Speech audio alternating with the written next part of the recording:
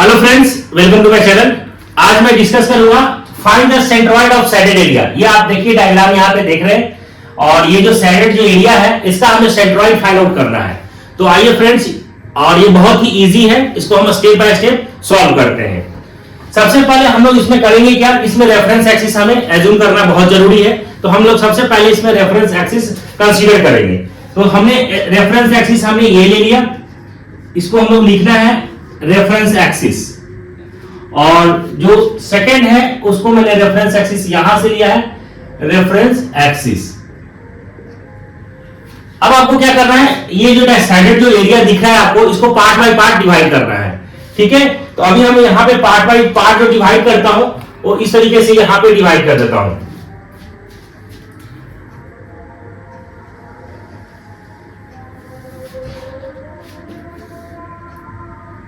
इसको इस तरीके से ही कर देता हूं फ्रेंड्स।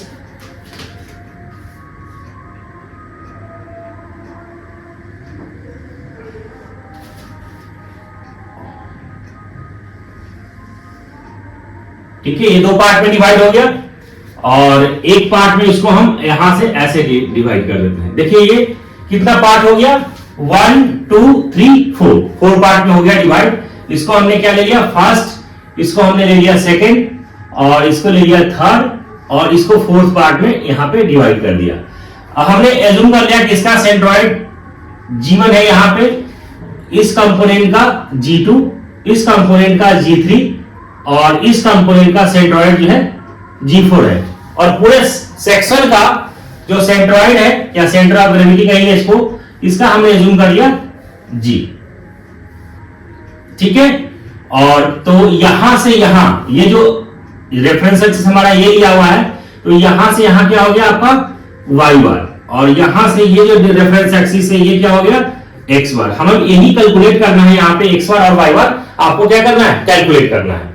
ठीक है, अब हमें करना क्या है, इसको स्टेप बाय स्टेप आपको सॉल्व करना है। अब हमने इसको फर्स्ट माना है तो इसको हमने a1 लिख देता है, इसको सेकंड माना है, इसको लिख लिया मैंने a2, और ये थर्ड है, इसका मैंने मान लिया यहाँ पे a3, और इसको मान लिया हमने a4।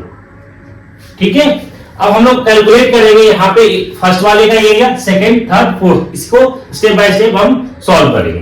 तो आइए सबसे पहले इसका एरिया निकालते हैं।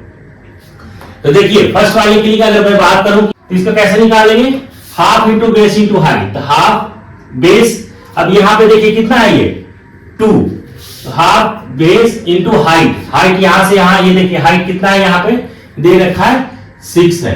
तो ये आपका टोटल, इसको जब सॉल्व करेंगे तो यहां से कितना आ गया 6 मीटर आ गया। ठीक है, अब आपको क्या करना है कि A2 कैलकुलेट करना है। तो A2 यहां से देखिए, इस वाले डायग्राम से A2 आपको देखना है। तो A2 ये क्या है, लेंथ इंटू रेक्टेंगल दिख रहा है हमें, तो लेंथ इंटू ब्रेड्थ। तो देखिए लेंथ यहां से कितना है 2, और यहां पे इसका हाइट कितना है, ये यहां से यहां देखिए 6 और प्लस 1.5 7.5। तो इसको आप लिखिए 7.5 इंटू कितना हो गया 2, तो यहां से क्या आ जाएगा 15 मीटर का स्क्वायर।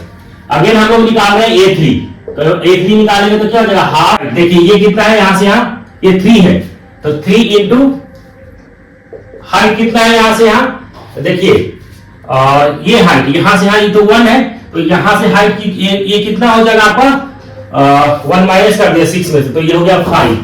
तो ये आपका आ गया कितना 7.5 मीटर का स्क्वायर, ये आ गया A3 आ गया। ठीक है, अब हम लोग क्या करेंगे A4 कैलकुलेट करेंगे। तो A4 कैलकुलेट करेंगे तो देखिए यहां से यही तो है, तो यहां से यहां ये कितना है, तो देखिए यहां से यहां ये कितना है 4 दे रखा है, और ये कितना है 1, तो 4 इंटू 1 कितना हो जाएगा 4 इंटू 1, ये 4 मीटर का आ गया, 4 मीटर का स्क्वायर आ गया। तो अगर मैं टोटल एरिया की बात करूं तो टोटल एरिया कितना आ गया, A1 plus A2 plus A3 plus A4।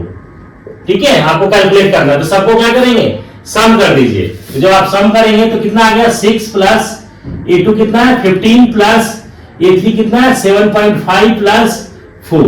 इसको आप कैलकुलेट करेंगे तो ये आपका आ जाएगा 32.5 मीटर का स्क्वायर। ये आ गया आपका एरिया निकल गया। ठीक है, टोटल एरिया की मैं बात कर रहा हूं। अब हमें क्या करना है, x1 निकालना है और y1 निकालना है। इसी तरीके से सब में निकालना है x2 y2 x3 y3 और y4 और x4, ये हमें कैलकुलेट करना है। तो आइए हम लोग सबसे पहले इसका निकालते हैं, x1 निकालते हैं। रेफरेंस एक्सिस हमें ये ले रहा है, तो हाफ इंटू बेस x1 कैसे निकालेंगे, इसका जो फॉर्मूला हम लोग निकालेंगे, तो देखिए x1 के लिए फॉर्मूला होता है कि 2/3 इंटू b, तो यहां पे कितना है 2 है, तो यहां पे करेंगे तो कितना आ जाएगा 4/3, यही तो आएगा 4/3 मीटर आ गया। इसी तरीके से अगर हम लोग निकालें इसको y1 इसके लिए, तो y1 क्या हो जाएगा, आपका फॉर्मूला क्या होता है h/3, यही तो होता है, तो h/3, तो यहां से h कितना है आपका हाइट 6/3, ये कितना हो गया 2 मीटर आ गया। ठीक है, अगेन हम लोग निकालेंगे x2। अब देखिए x2 हमें रेफरेंस एक्सिस ये लेना है, तो ये वाला डिस्टेंस कंसीडर करेंगे।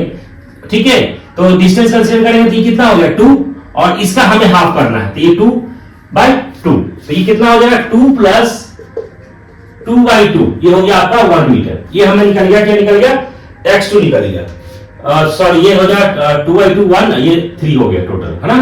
अब हम लोग निकालेंगे यहां से y1 था, अब y2 निकालेंगे, तो y2 कैसे निकलेगा, देखिए रेफरेंस हमें ये है और इसका y2 निकालना है। ये टोटल कितना है यहाँ पे 6 प्लस 1.5 7.5 है, और इसका हाफ करना है, तो 7.5 का हाफ निकालिए, तो यहां से कितना आ जाएगा 7.5 डिवाइडेड बाई 2, तो ये आपको आ जाएगा 3.25, ये आ गया आपका मीटर। इसी तरीके से हम लोग निकालेंगे x3। अब x3 निकालेंगे तो क्या हो जाएगा 1x3। ठीक है, x3 यहां से निकालिए तो क्या हो जाएगा आपका फॉर्मूला से अगर निकालेंगे यहां पे, तो देखिए रेफरेंस एक्सिस तो हमें ये कंसीडर करना था, ये वाला डिस्टेंस को ऐड कीजिए, तो टोटल डिस्टेंस कितना है, यहां से ये डिस्टेंस 2 और ये डिस्टेंस 2 4 हो गया, तो इसको आप लिखेंगे 2 प्लस 2 प्लस, अब हमें निकालना है क्या x3 निकालना है, तो यहां से कितना आ जाएगा 1/3 इंटू b, तो 1/3 इंटू b कितना है 3 है, तो 3 से 3 कट गया 1 आ गया, तो ये टोटल कितना आ जाएगा 5 मीटर आ गया। आपको हमें x3 y3 कैलकुलेट करना है, y3 कैलकुलेट करना है, x4 बाद में हम लोग कैलकुलेट करेंगे। तो जब y3 आप कैलकुलेट करेंगे तो कितना आ जाएगा 1 प्लस h/3, तो 5/3 ये आ जाएगा। हमें इसका निकालना था ना, इसका नहीं निकालना, इसका निकालना है, तो इसका निकालेंगे तो 1/3 है ना, तो ये डिस्टेंस कितना है, ये 1 है, तो 1 प्लस h/3, तो ये कितना आ जाएगा 3 और 5 प्लस 3 हो गया, ये आपका 8/3 मीटर, ये आ गया y3 आ गया। ठीक है, y3 आपका कितना आ गया 8/3 मीटर। अब हम लोग निकालेंगे x4, तो x4 देखिए x4 तो हमें ये निकालना था, ये डिस्टेंस को ऐड करेंगे, तो यहां से यहां 4 प्लस ये वाला डिस्टेंस कितना है, ये 4 है, तो ये हो जाएगा आपका 2 प्लस 2 2 प्लस 2 प्लस 4/2, तो कितना हो गया टोटल का आ गया 6 मीटर, ये आ गया x4 इक्वल टू 6 मीटर। अब y4 की बात करते हैं, तो y4 कितना हो जाएगा, यहां से यहां इसका हाफ, तो ये 1/2, ये हो गया आपका सॉरी 0.5 मीटर, ये आ गया।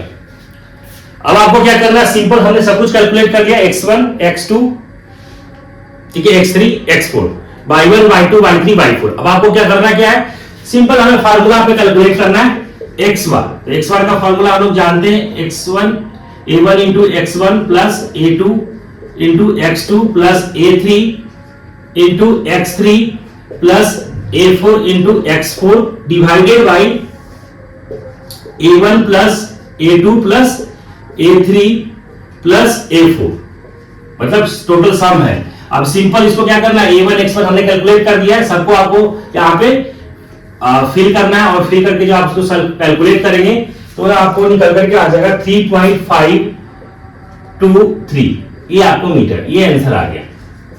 ठीक है, अब हम लोग निकालेंगे y1 क्या निकलेगा, a1 y1 plus a2 y2 plus a3 y3 plus a4 y4 divided by total area, total area मतलब a1 plus a2 plus a3 plus a4। जब आप इसको कैलकुलेट करेंगे फ्रेंड्स, तो ये आपको आ जाएगा 2.77 मीटर, ये आ जाएगा आंसर। इसका मतलब हमें ये हो गया कि यहां से यहां x1 हमें कैलकुलेट क्या मिल गया, यहां ये जो वैल्यू कैलकुलेट हो गया 3.523, ये आ गया डिस्टेंस, और यहां से यहां कितना आ गया, ये जो डिस्टेंस आ गया 2.77 ये मीटर आ गया। ठीक है, ये डिस्टेंस हमें कैलकुलेट हो गया। यही हमें पूछ रहा था एग्जामिनेशन के अंदर इस क्वेश्चन में। ठीक है, कि हमें x1 और y1 कैलकुलेट करना है। ये जो साइडेड जो पोर्शन है इसका हमें सेंट्रॉइड फाइंड आउट करना है। तो आई होप फ्रेंड्स ये समझ में आ गया होगा। अगर चैनल में पहली बार आए तो चैनल को सब्सक्राइब कर ले, नोटिफिकेशन को ऑन कर ले। Thank you.